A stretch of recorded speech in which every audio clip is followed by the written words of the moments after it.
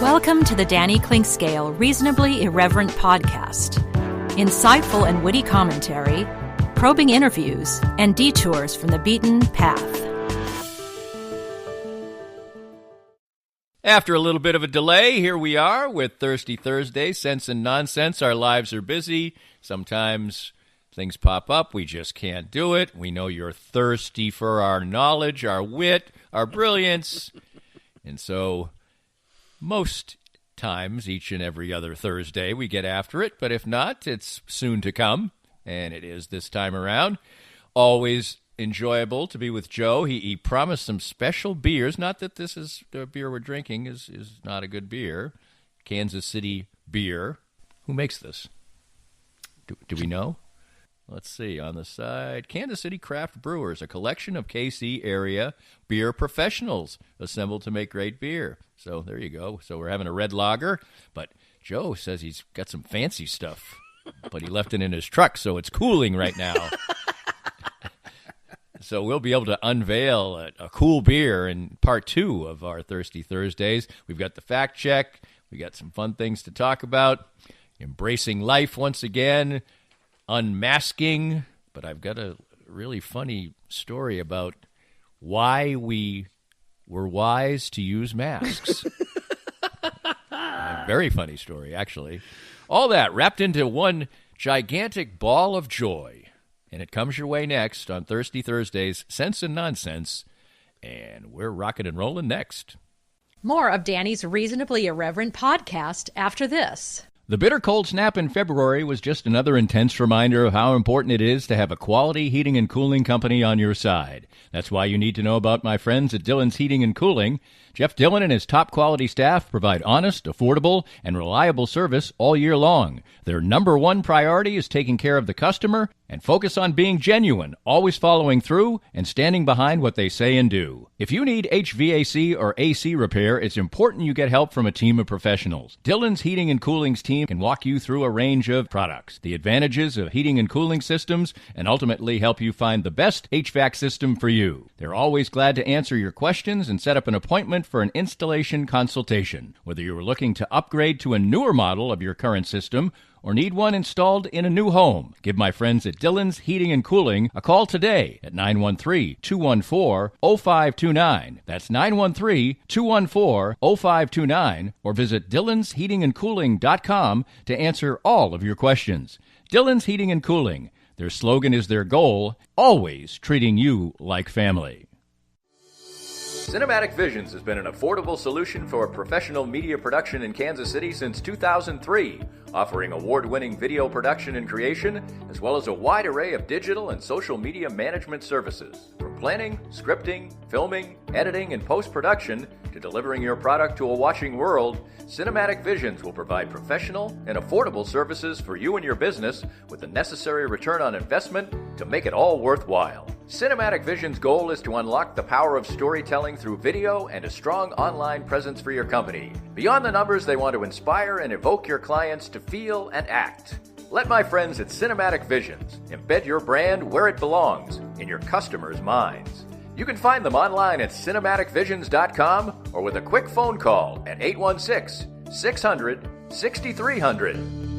We're here once again with Dr. Brad Woodall from Advanced Sports and Family Chiropractic and Acupuncture. Springtime, good weather's finally here. People want to stay active, and it's your job to make sure that they can stay active, and be healthy. Danny, we see a lot of not just weekend warriors, but people that every day are having that want to get back to activity. Whether you're starting with walking, jogging, or maybe that first 5K of the year, we want to help you out. We specialize in taking care of all ages, from kids all the way to grandmas and grandpas, but absolutely specialize in getting you back to full function and keeping you in great shape. So in short, how do we go about doing that? The first thing is to schedule a consultation with one of our doctors and therapists so we can see how you move and how you're supposed to move.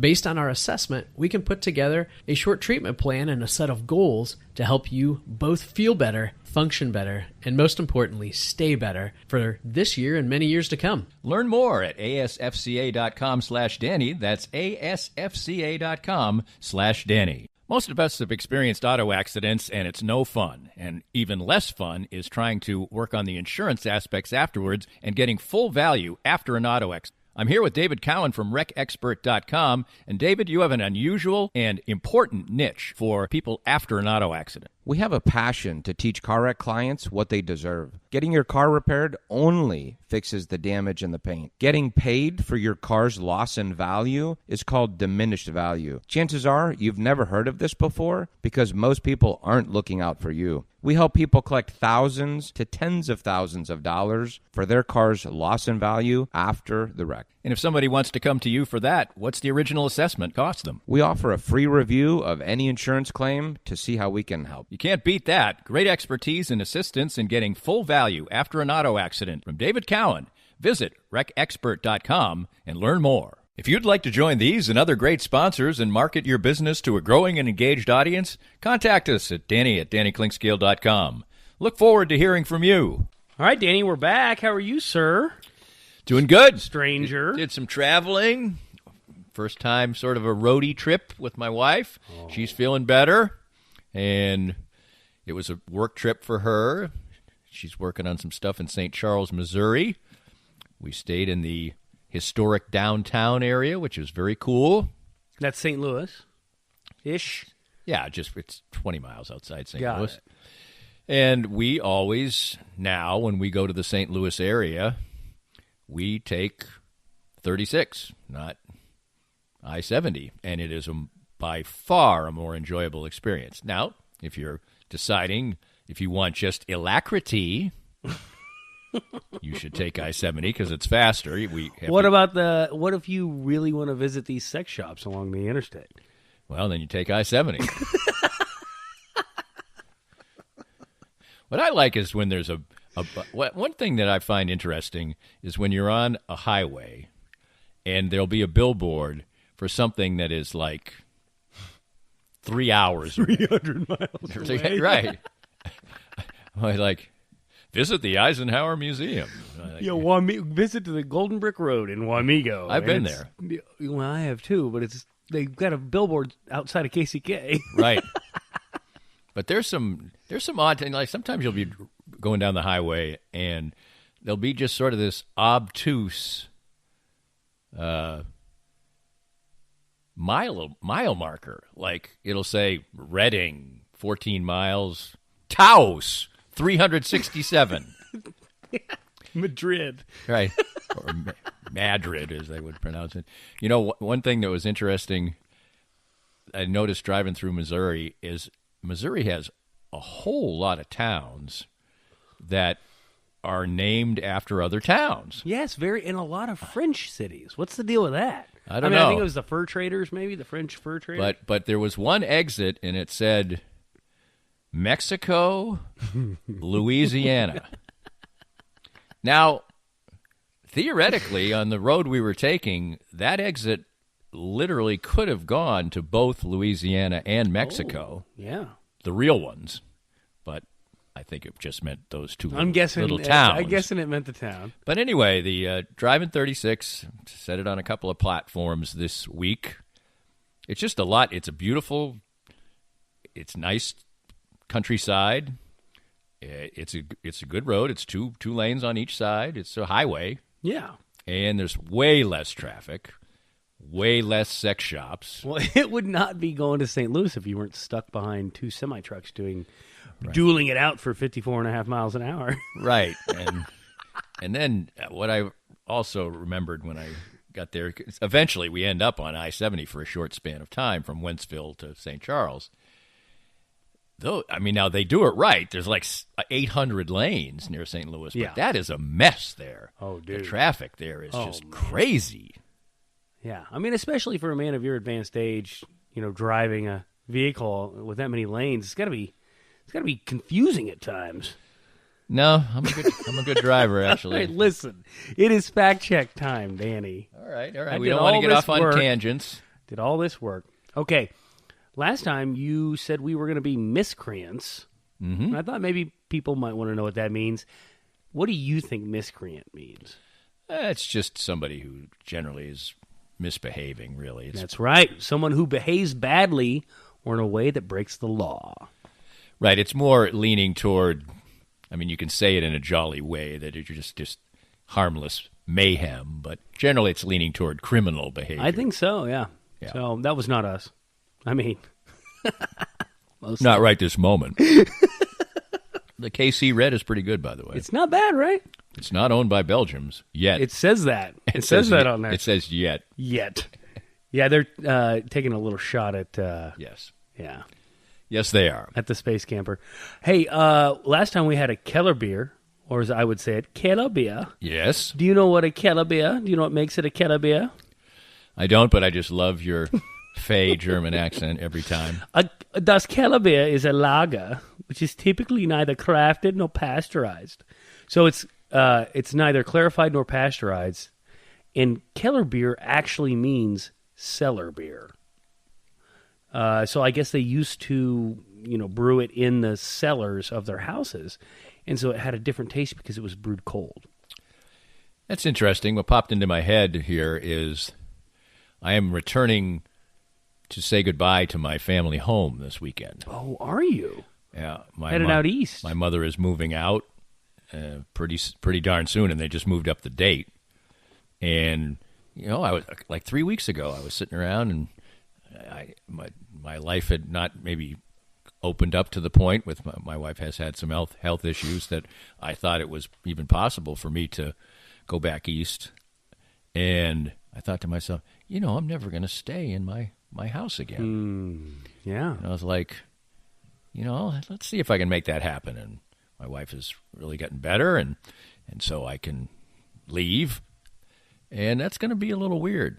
I think it's going to be... Do you have a floorboard somewhere where you had etched up, pulled the floorboard up and hidden some baseball card? You got like a Honus Wagner in there from when you were in your teens? I haven't lived there for 40 years, so...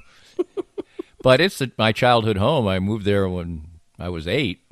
Wow. And they bought the house for $23,000, and it sold for $610,000. Wow. I was talking to my dad. My dad came down last weekend, and I was asking him about the absolutely, nearly condemned house we grew up in that we rented. And guess what this 3-bedroom house cost for us to rent in beautiful central Kansas in the 1990s, early 90s. Rent, central Kansas. 3-bedroom. What? How big a town was it? Oh, very small. Very rundown 3-bedroom house, rundown house. Mm-hmm. $125 a month. Oh my gosh, you're so close. $130 a month. Oh. How about that, huh? Wow. Yeah. Hey, okay, so let's talk about the Beatles. The Beatles. You talked about your babysitter. Yes. And how she was hoarse from going to see the Beatles, ostensibly from screaming, right? Right. That's what we're thinking it was? Okay. Yes. All right. So there's actually 2 first Beatles tours, okay? Yes. There's the first one when they came over, and they only played 3 shows. They played Ed Sullivan show twice, okay? And then played 3 concerts. Now, that's probably not the one unless you went to New York. Okay. No, I think I had the year wrong. The show that because I looked up some stuff subsequently. the show that she went to was in 1966. Okay, well that would have been 3rd tour then. Okay, because I went down the rabbit hole on these Beatles tours. In 1964, they came back later in the year. Okay, and they toured the United States and Canada between the 19th of August and the 20th of September. And they did 32 shows in that time, okay? Wow. I thought one of the more interesting local facts was Charlie Finley. You know who that is? Oh, of course. Of course. He owned the A's here. He owned the right. A's there. And he wanted to notoriously cheap. Yeah, well, he wanted to bring the Beatles to Kansas City. And they wouldn't add a show because they're like, we're already doing like a show a day. And he kept upping the price until finally he offered them $150,000 for the show, which in today's dollars is $1.2 million for their appearance fee for one show, okay? He put it on in Muni. They agreed to it, and they put it on at Municipal. And they had 20,000 people show up, which was a little over half capacity. Double capacity, yeah. And so half. Like they didn't sell it out. Oh, Municipal, the outside. Yes, not down in KCK. I'm talking about. You're talking about Municipal Auditorium. No. This is So the stadium. Yeah, okay. And so they only got 20,000 tickets sold, and he lost money on the deal. Did they just not publicize it or print enough tickets? Or that's staggering to me. It's the only show on the tour that didn't sell out. Okay, leave it to Kansas City, and then they asked him. The Kansas City Star asked him, about it, and he said, "I don't consider it a loss at all. The Beatles were brought here for the enjoyment of the children in this area, and watching them last night, that they had complete enjoyment." So on that tour, you had talked about how short the shows were. On that tour, they only played songs that they had released. Okay, so most of the shows they only played 12 songs. Okay. And they're short songs. Yes, I've got some math for you here in a second. But on the Kansas City show, they played one extra song. They played "Hey Kansas City, Hey Hey Hey Hey," Nice. which was the only cover on that whole tour, according to the site. That sounds interesting Wild. because they had some pretty prominent covers early on, like "Twist and Shout." And Oh no! I'm sorry. The only cover that they didn't release as one of their songs. See what I'm saying? I see. Like something that they didn't have on an album already. I got you. Okay, so let's say they played 12 songs a show, all right? At 3 minutes each, which is being generous, and 1 minute of screaming per song, that'd be a 48-minute show. Right, and most of their songs weren't 3 minutes. That's what I'm saying. 3 Yeah. minutes is generous. Yeah, so probably a 35 to 40-minute show tops. Yeah, I knew they were short. And they changed concerts forever. Like, they were making more money on these appearance fees than anybody had ever seen. Sinatra wasn't getting this money. Just crazy. Of course, the roll of your eyes says, "I know all of this, Joe." But for me, it was interesting to go back because I've never been, I don't want to out myself as an anti-Beatles person. I think the Beatles are great. Not the biggest Beatles fan in the world. Well, I think we're kindred spirits on that. I love the Beatles. I know that how impactful they were. I like most of my favorite Beatles songs are the more innocent, simple ones early on. Oh, really? You like the early stuff? More than the elaborate later ones, but I know how impactful they were, and there's several of those songs I really do like, of course, as well. But, no, I'm not... The Beatles are not my favorite band or something like that. I just know how important they are, and I would never, try to sort of diminish. Yeah, you can't downplay their importance. No. You talked about the fifth Beatle was this Murray the K DJ. Well, Okay. he just called himself the fifth Beatle. Well, but I found out why. Well, there you go. That's why you're here. So he was an early adopter. He was a DJ in New York and been around forever. He was involved in writing the song "How Much Is That Doggy in the Window" in the 40s. Like he was a song plugger back in the 40s and 50s, and then he became a DJ in the Well, he 60s. probably should have been killed for that song. Summarily. Well, it was probably made a lot of money for some pet I'm shop sure or it something, made a lot of money. So, anyway, so he made it up to be this big rock and roll DJ in New York at the beginning of rock and roll, and he started playing the Beatles before, most other places were playing them. And so when the Beatles came to New York on that second tour, the first DJ they ever talked to in the United States was that guy. Murray the K. That's right. And he did not have a Beatles haircut, which you had surmised. It was just because he was very pro-Beatle. And then he got the interview. I mean, can you imagine it's 80 million people or whatever saw them play on the Ed Sullivan Show.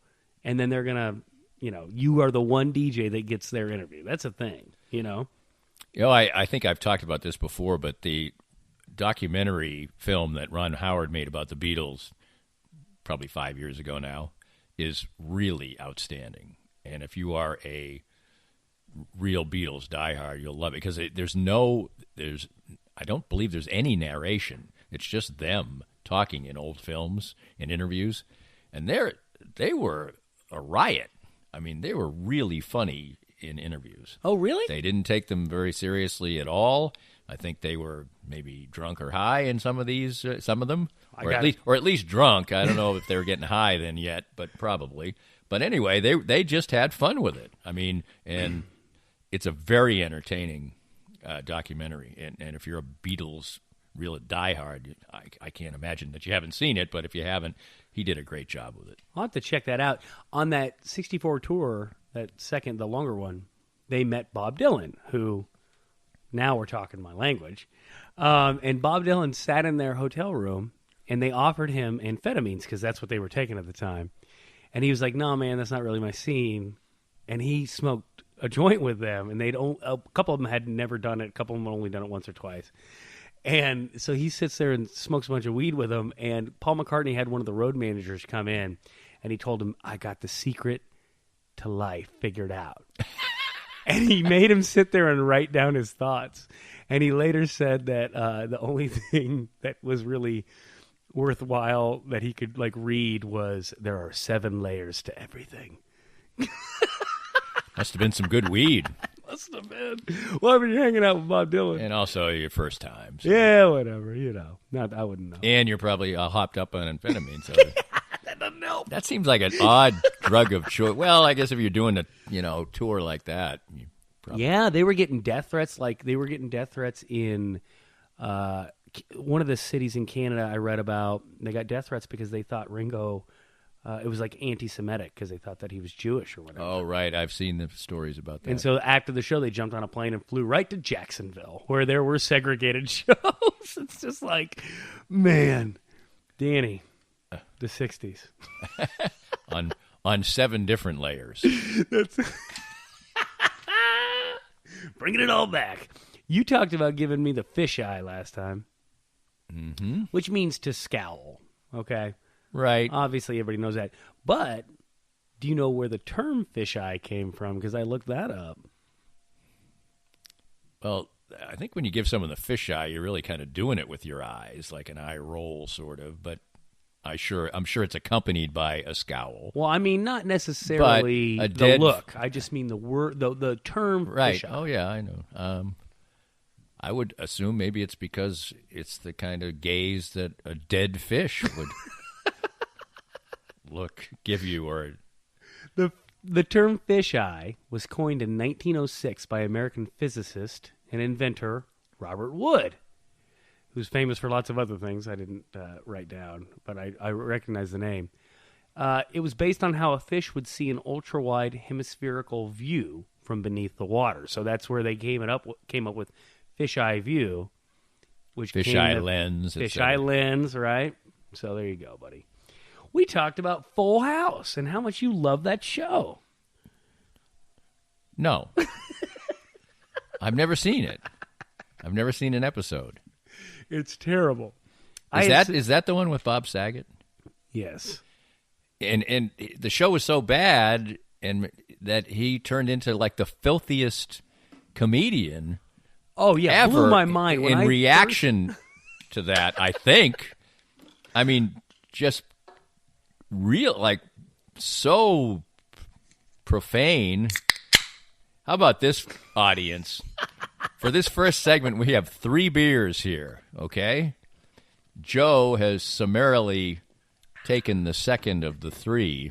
I'm stuck with backwash. Well, that's what you get for sipping. For the rest of the segment. Sorry. That was such a mind-bending experience for me when I saw Bob Saget just be absolutely filthy. Oh. Growing up as he was the TV dad, he was basically the Brady Bunch dad for my generation. It was wild. So I had said that the show Full House was on TGIF, which it was, but I'd said that was on NBC, which it wasn't. It was on ABC, okay?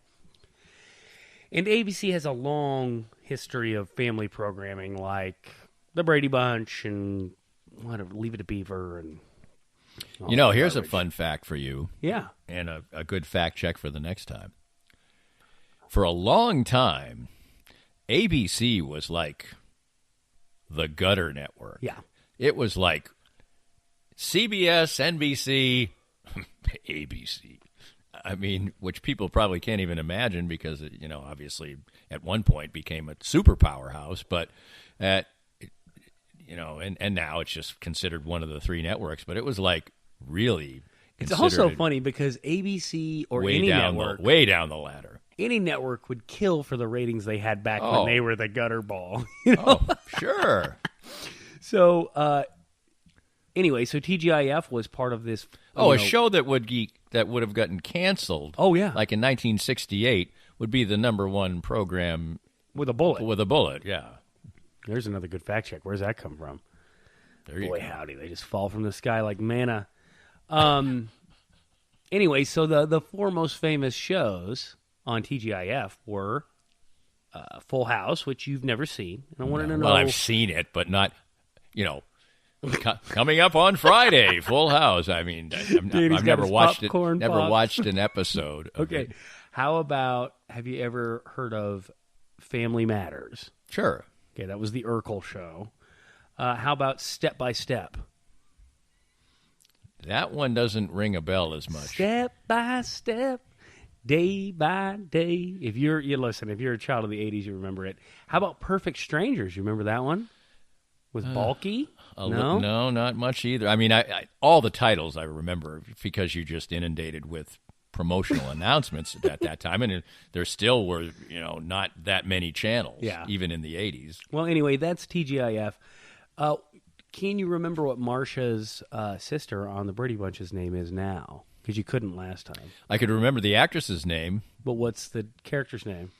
Her actress's name is Eve Plum, and I couldn't remember it then, and I probably am going to pause and give it one thought, and it is still escaping me. And I watched the Brady Bunch probably every single week it was on. Jan.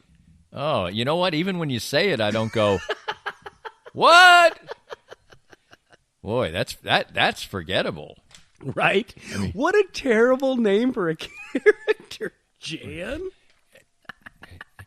Right, because everybody remembers Marcia, and even when you said it, I didn't go, oh yeah, boy, exactly. What an idiot. I think people remember Marcia. At least the younger one was named Cindy. I think I remember that. Yes, that's right. That's more memorable. When the little one's more memorable than the foil. It's the two syllables. That's one thing. And secondly, it's that famous Marcia, right? Yes. Okay. So we talked about the Dodgers TV deal, and I looked this up thinking it was going to be super interesting. It's not that interesting. Basically, they signed a deal with Time Warner to put it on Spectrum, and they couldn't get a deal with anybody else because they wouldn't acquiesce to making it cheaper. So basically, the Dodgers just sold their soul to Time Warner, and then Time Warner hosed them. So half of LA couldn't see the dadgum games. Right, and I for years, is it still in place? No, a lot of the articles said it's going away now. So there you go. And I want to talk about this because I want to talk about sporting here after the break, and I didn't get to see it because of part of this, right? So, and you were there. So I was. I want to hear about that. But the last thing I wanted to talk about on the fact check is the Super Bowl and how many people watch it, okay? Right. Because you'd said it was 95 million last year, and you were right. Right. I saw 95, 96 million. How many people worldwide do you think watch the Super Bowl? 95,000,001. No. So I'll say 210. So what I saw was 114. So not many. Wow. So they put it on, and they always say, oh, it's on in 200 countries. But I was kidding around. That's almost not anymore. Yeah. Yeah, it's like 20 million people. Okay. Now, worldwide, how many people watch the Champions League final? It's time for our weekly Joe craps on the NFL and puts up European soccer here. The champions. And next week for the fact check, you ought to do a World Cup final. That would be a good one. I was trying to say this is a league, So. Right, yeah, and it's yearly and whatever, Yeah. Yes. Oh, Champions League final, I'll say 350. 380. Wow. 380 million pairs of eyeballs. I mean, facts is facts, folks. It's a superior sport. It certainly is the more popular worldwide sport. There you go. But one thing that throw ball, as you like to call it, I mean, it is intrinsically American. Yes. I mean, and so I And think... don't get me wrong, you know I love football. Yes, I know you. I just love to poke people with the soccer thing. Well, the thing is, I think that for people who like soccer, I don't think they have much animus for football. No, it's In fact, great. most people like it. But the other way around, there's so many football fans who just, turn up their nose or... That's why I find it so fun to call it American Throwball and just say that the 380 million people watched the Champions League final. That's right. Which isn't even the biggest event in the sport. Correct. Right. Well, that concludes our fact check, Danny. Well, I think that was a good, solid first segment. Actually, better than that. Always fun. And also, it gives us a handy excuse to find out the explorations you've made at said beer store. Yes, sir. I am ready. And we will be right back with more fun, games, and a beer review coming up next. More of Danny's Reasonably Irreverent podcast after this. I'm here with David Schmidt from Private Capital. And David, tell us more about your outstanding firm. Thanks, Danny. Here at Private Capital, we focus on return on asset. In today's world, it is survival of the fittest. We look at things from all angles and try to figure out what works best for you. The changes we will see this next year on assets will be monumental. The key to success is knowledge. Know where you want to go, and we'll be here along the way. To find out more, give us a call at 816-221-7775. David Schmidt from Private Capital with the best service for you. I'm here with Tim Emerson, the owner of Emerson & Company. And Tim, give us an idea of the range of services that you provide from Emerson & Company. At Emerson & Company, we do credit card processing, payroll services. We do bookkeeping, merchant accounts like point-of-sale systems. What would you say differentiates you from other companies in the field, and what makes you special? I think what makes us unique is that we're a small local business making regional decisions on companies. We create a profile for the business and then put it out to our different vendors in a very competitive environment and tailor those needs to the specific business, which usually ends up in a great fit or great result for the company. And, of course, the idea is to save money, right? Save money, and actually sometimes I'm surprised where actually a solution that may cost a little bit more ultimately does save money, but we're not conditioned to think like that sometimes. Emerson & Company. Check them out at emerson-co.com or call them at 816-360-9092. Right now, it's more important than ever to support local businesses. And 23rd Street Brewery in Lawrence is open and ready to take care of you. Make 23rd Street Brewery part of your KU game day experience, whether you watch the game there or grab curbside pickup for your tailgates or watch parties. But not just game days. 23rd Street Brewery is great any day of the week, and when the weather's nice, you can take advantage of their heaters on the patio. 23rd Street Brewery is open daily from 11:30 to 9 for dine-in, carry-out, curbside pickup, and can even help with your catering needs. So support local and visit a Lawrence favorite, 23rd Street Brewery. We're here with Michael Barber, the CEO and founder of Microlight Corporation of America, the world leaders in laser therapy. And Michael, tell us a little bit about your product. Our device is using a particular wavelength and power to reduce pain and swelling. My background is surgical lasers, but I've been involved with this particular device now for about the last 20 years, actually. And I know that it works because I've had it There used you go. on me as well. And tell us about the relationship you have with your company and Canaway. It's what I call a strategic business relationship in that Canaway, the leader in the field of the cannabinoid systems and CBD oil, but our device used in conjunction with Canaway CBD oil gives a better pain relief outcome for the patient. And if you want to get that pain relief outcome like I did, you can reach their local representative, Sherry McCants, at 515-208-6312. That's 515-208-6312. If you'd like to join these and other great sponsors and market your business to a growing and engaged audience, contact us at danny@dannyclinkscale.com. Look forward to hearing from you. Well, it didn't snap that great, but it's all right. I just have popped open a Martin City Irish High Five Red Pale Ale. Have not had a sip yet. I have gifted you the Casey Beer Co. Kolsch. So just in case you want a little play-by-play here, the first thing Danny does is he removes the tab from his beer. I always remove the every tab. time. Now, is that remnant of having roommates and this is my beer? Mine's the one without the tab? No. I think it's just that it's in the way a little bit. Really? Yeah. By the way, I think you are really getting after it. We've probably... Normally, if I... Well, this will just unveil something that happens every so often. I'll toss that tab out the window. And I'm not talking about the bedroom window either. Anyway. Well, see, I do this, Danny. Do you remember the word? You probably are. You are almost assuredly too young for this. Oh. I think about 5 years. I was a little surprised the other day. I saw a sign, and it said that it was a Coors Light sign.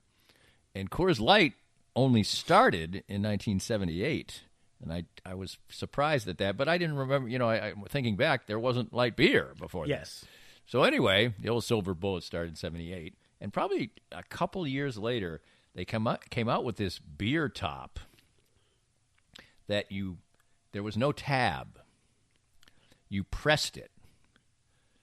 You just pushed in on the can? Yeah, you pushed, I think there was a little button on the other side, a little tab that, okay. You pressed it, and then you just pressed the tab itself, and it went in. I mean, how many cut fingers did that? Oh, numerous. It was like the worst. It was the worst idea ever. I mean, they must have got sued. I can't even imagine that it could have lasted more than. This is a good fact check. It was like a push, and there was no tab. So we've made this light beer so that people can drink 30 of them, so we can sell more. Let's make it so they stick their finger in the can past the razor sharp aluminum. Absolutely. What are you thinking, guys? From the great people at Coors Light. I think what they, felt probably when executed perfectly, it was fine. But I think probably the selling point was that it created less waste. Well, yeah, they say because there was no tab. Because they say there's more aluminum in this tab than there is in the rest of the can. That sounds like a fact check. Okay, I'll check it out. That's one hell of a tab. That's all I'm saying. By the way, before I forget. How was the beer? You just tried it. Oh, okay. I'm going to have another sip. He just drank it just because that's what he does. He wasn't even thinking. It's very good. That's the Martin City Irish High Five Red Pale Ale. And since we were drinking a red lager, yeah, I got to give the nod to the Martin City. Really? Yeah. Well, they get the both nod. are good. Both are good beers, but this one has a little more full flavor. Well, they get the nod at the cash register too. So, I mean, this the Kansas City Craft Brewers is a budget beer, buddy. I'll tell you what, beer prices are out of control. Out of control. Out of control. Just regular old. Sometimes here's a dumb thing.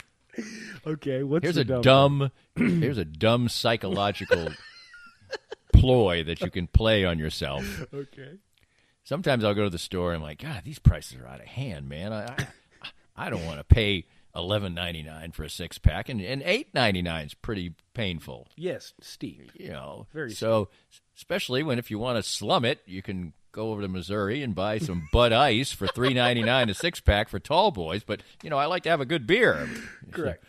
Every now and then, anyway, if I can throw the tab out the window.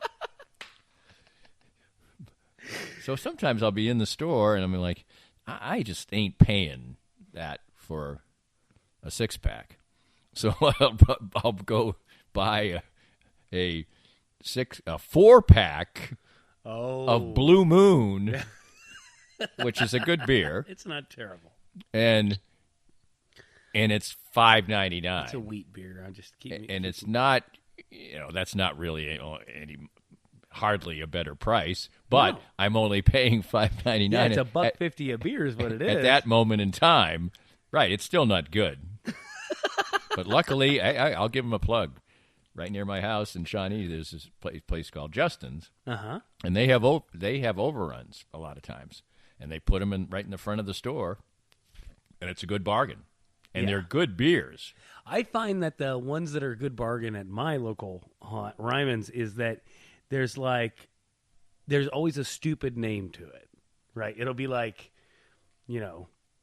moldy ass cheese stout. I find that the reason, a lot of times the reason that there's a cheaper price on one of these, shipments is that it has something to do with fruit in the title of the beer. And I think people are scared off by that. Yeah. And it's very seldom that any beer that touts having a fruit taste even comes close to tasting fruity. Unless it's lemon or grapefruit, really. Or maybe raspberry, maybe. Pumpkin. Oh, hell yeah, pumpkin. Keep your goddamn pumpkin away from my beer. I can Danny, drink one pumpkin and like it. But then the second one you're like, I feel like we've talked about this. I can't do it. Pumpkin anything. You don't like pumpkin pie? No, I don't care for pie, Danny. You don't like pie? No, I don't like pie. I mean, I'm not like evangelical about pie, but to hear this is like my mom is about the only person I've and I get the joy of seeing my mom this weekend. She doesn't like pizza. We've talked about this, and I told you my dad doesn't like pizza. That's just odd. And he was down last weekend. I've already mentioned, and I was messing with him. I'm like, hey, we're gonna go for dinner. We're gonna get some pizza. Just to flirt with him. And he's like, yeah, that's okay. I'm good. I like pizza now. I'm like, you're 68 years old. How do you suddenly like pizza? He says, well, I don't like pizza because it gives me indigestion. And they gave me some new medicine. And I don't get indigestion anymore. And now I find I like pizza. I really like pepperoni. That could give you some indigestion. But it sounds life. like he probably eats other food, though, that would give you indigestion as much as pizza. I think that pizza's the thing that does it to him.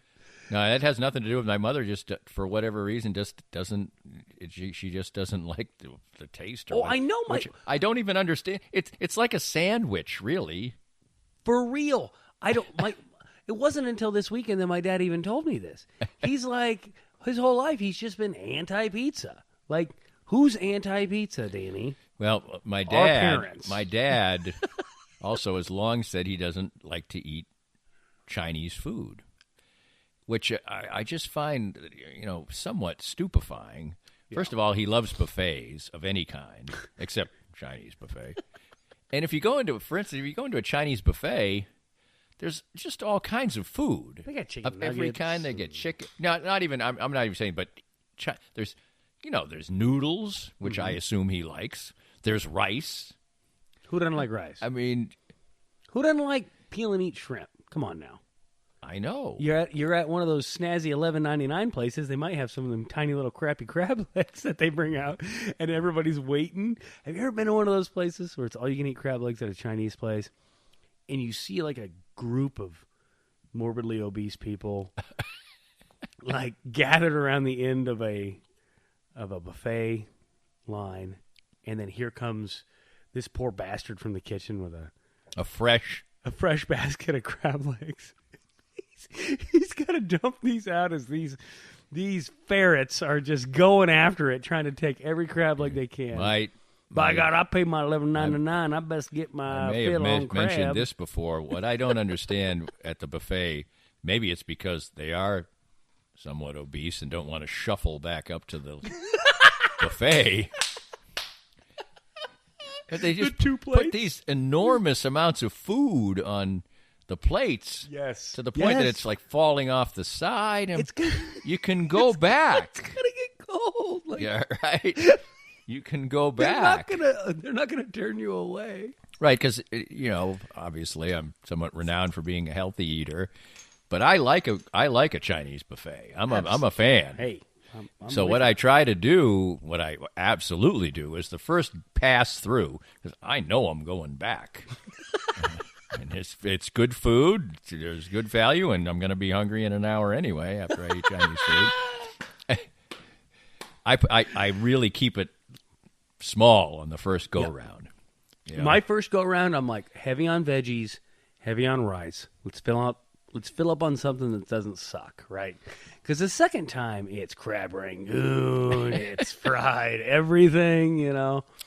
I can't remember the last time I was at a buffet, though, still. I mean, because we talked about this early on in this podcast about the pandemic and how it might kill buffets. Have you been to a I have not been Chinese back. buffet? I have not been back to it. I know there are ones that it says they're open, and it's not that I wouldn't go back. Now, I just haven't happened to go back, and I'll be curious to see what it's like when and if I do go back.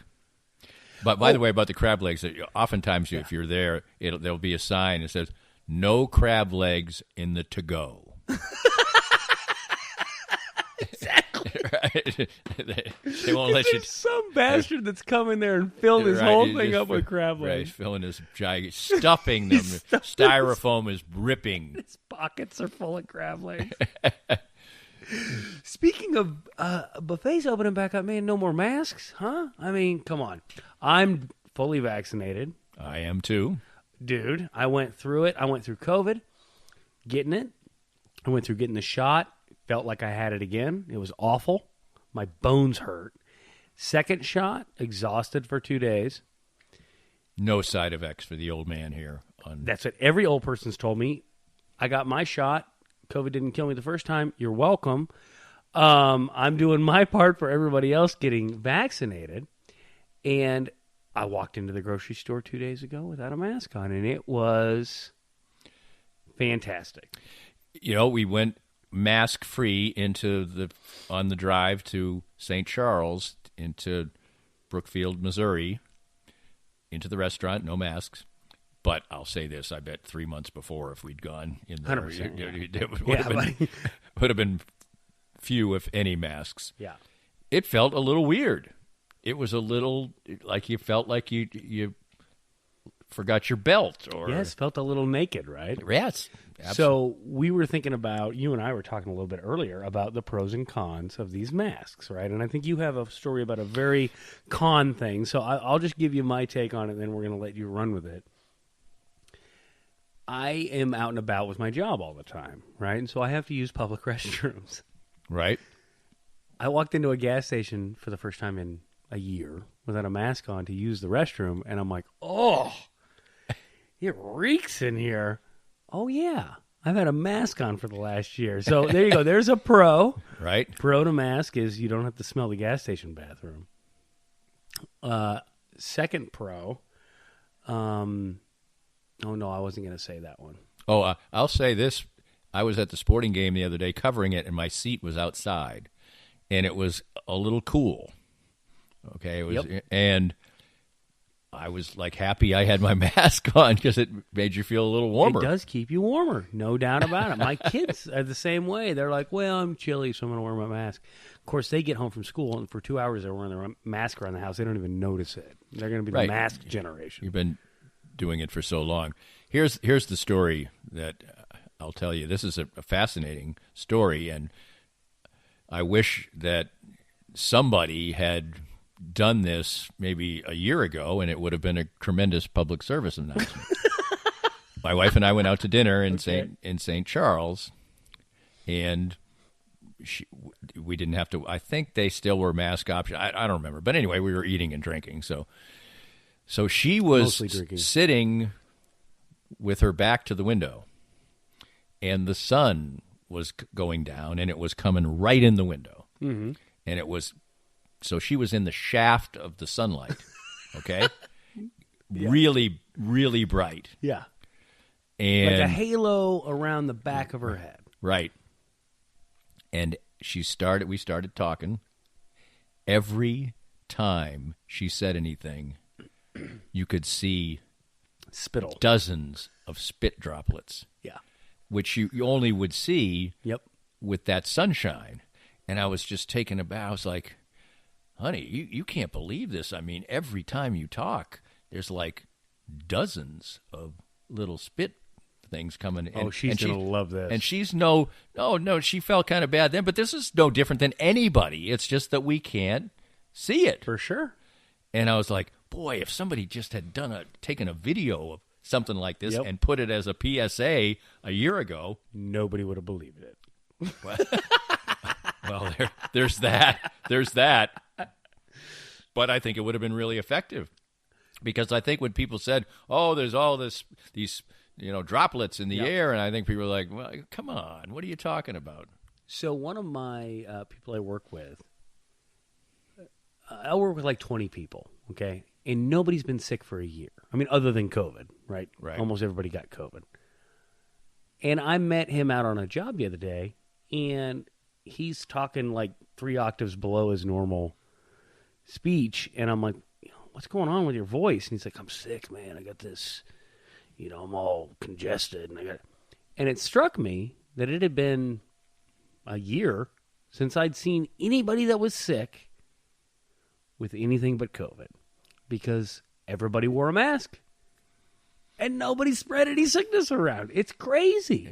My kids haven't been sick in forever. That's a point that I don't think probably enough people have made. It's obvious. Well, I mean, we've seen in Far East countries, people have worn masks for a long time. Yeah. You would see them in airports and places like so. The standard line I always said when people didn't want to wear a mask during this whole process was, okay, the next time you're in the operating room, tell the nurses and the doctor to take their masks off. Exactly. Try that out for Drop size. that gum in your spleen. Look, here's the deal. I don't like masks. I don't like masks. I don't want to wear a mask. I have to wear a mask all the time. And I did it. Right. I went through getting double vaccinated or whatever, 2 shots getting vaccinated. And I did my part and I masked up. And now I feel like I've done my part and it's over for me personally, where I was never in that much danger in the first place, but I was doing it for everybody else. What bothers me are the people that I hear that aren't doing it. I'm like, come on, guys. Right. We're so close. This we was a all bit of a farted away trillions of dollars and a year of our lives. I hate needles to the point that I got lightheaded just walking into Price Chopper to get the damn shot, okay? Wow. That's how much I hate needles. And I went and got both goddamn shots. Get your ass in the grocery store and get your shot. It's not that hard. I completely agree with that, but people who don't want to do it will come up with a million reasons. Now they're seeing ball players who've had, been vaccinated, test positive, although they're not symptomatic. So there's still a lot of complications. We're still not out the other side, but boy, we're headed for a summer when I think it's going to be like. Buddy. You saw a concert. I went to see the Mavericks concert. It was unbelievably great, and one of the greatest. I mean, they're a great band, and they were great again, and that's always a joy. But the joy of the people and the mask mandate had been dropped. Nobody was wearing a mask. There might have been 3 people out of 1,000 who had a mask on, and they're just living it up, having the time of their lives. And I'm sure for almost all of them, it was one of the first things they'd done like that. What a memory, huh? Like forever, you'll remember that, right? Absolutely. Absolutely. And I think we're going to, I think this will be another fact check, but I think we're going to see a summer. Thankfully, this will be a good thing, not like last summer where we screwed the pooch and everybody went crazy and it set us back a long way. This is going to be like when Prohibition ended. I mean, I think it is. Remember Backwater Jacks? Remember we talked about that on this podcast? The Yes. diseases that were passed at Backwater Jacks? Yes. I can't wait. I can't wait for there not to be a guilt trip when I walk into Hen House without a mask. It's like, man, look, I got the sticker. I got the. Oh, I carry the little card in my wallet. So Yeah. anyway, we're onward and upward, buddy. Oh, are we done? I think we're about done. Man, that flew by, Danny. I miss you, buddy. Well, I miss you too, and let's hope that I don't think we can't toast a can and a bottle. That ain't We can gonna work. try. There you go. That's a thud. But at least I'm not sticking my finger into some crazy-ass Coors Light can. There's your fact check. Find out next time around how long the bad Coors Light can lasted right here on Thirsty Thursdays. We hope you enjoyed the latest Danny Klink Scale Reasonably Irreverent podcast. come back soon for something fresh and new. This podcast was made possible by our great sponsors like Dillon's Heating and Cooling, treating you like family with expert and affordable HVAC services.